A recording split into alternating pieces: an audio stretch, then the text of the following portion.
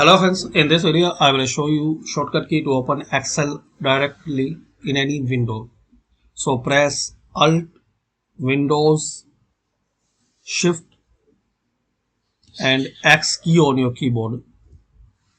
So this way you can open Excel directly in your laptop in your Windows 10 or Windows 11.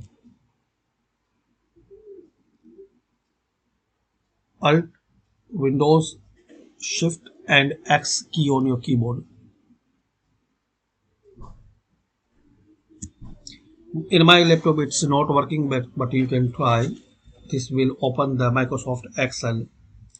Alt Win Windows key, then